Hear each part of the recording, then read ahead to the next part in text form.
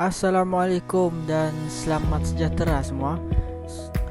Saya Muhammad Badrul Amin dan hari ini saya akan buat satu video khas yang akan menerangkan sedikit sebanyak berkenaan dengan informasi berkenaan dengan recreational economic. Jom. Saya akan mulakan dengan persoalan, iaitu berkenaan dengan recreational economic. Apa itu recreational economic? Recreational economic adalah kos yang membincangkan pelancongan khusus dari sudut ekonomi, atau kita boleh katakan atau kita boleh istilahkan sebagai ekonomi pelancongan, dari sudut pengurusan dan juga penyediaan perkhidmatan selain daripada mencapai ekonomi atau mencapai kos yang efisien. Bila bercakap mengenai ekonomi pelancongan, ia boleh dibahagi kepada dua sektor, iaitu sektor awam dan sektor swasta. Saya akan terangkan kepada anda perbezaan antara kedua-dua sektor ini dari sudut milikan dan juga pengurusan pembiayaan.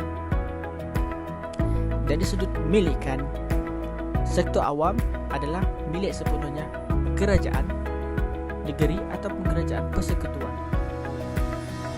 Manakala sektor swasta adalah milik persendirian. Ianya boleh dikategorikan sebagai profit making organisation, di mana mempunyai liability atau tanggungan. Berbeza dengan sektor awam yang ditanggung sepenuhnya oleh kerajaan. Seterusnya adalah dari sudut pengurusan pembiayaan. Dari sudut pelancongan sektor awam, pengurusan pembiayaan adalah ditanggung sepenuhnya oleh kerajaan persekutuan maupun kerajaan negeri.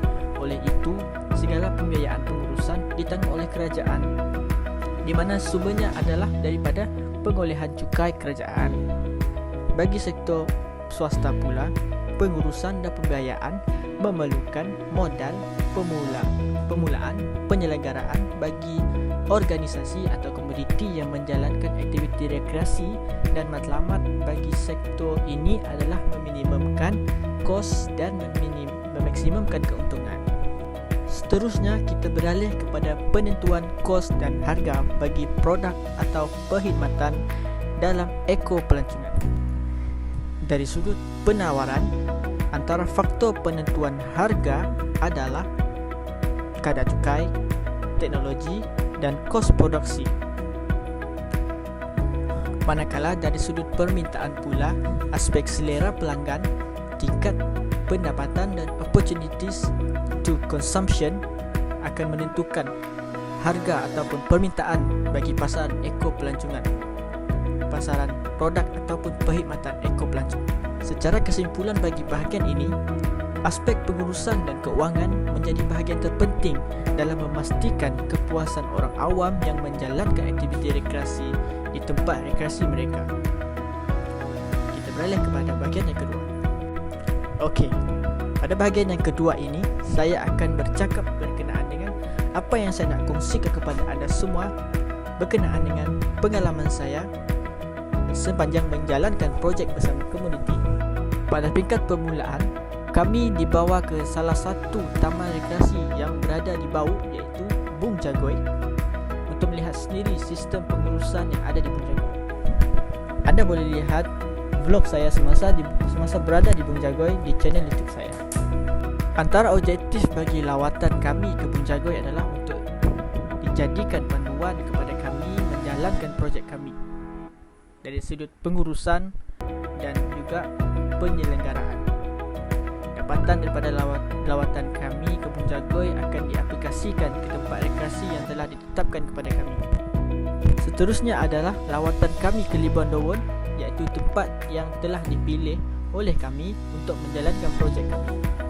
Pengalaman yang sangat membaloi kerana dapat menikmati 7 air terjun yang berbeza. Selain itu, lawatan kami ini adalah untuk mengumpul maklumat mengenai pengurusan Libon Dawon, yang juga merupakan salah satu destinasi di bawah tanggungjawab pihak pengurusan Bung Jagoi.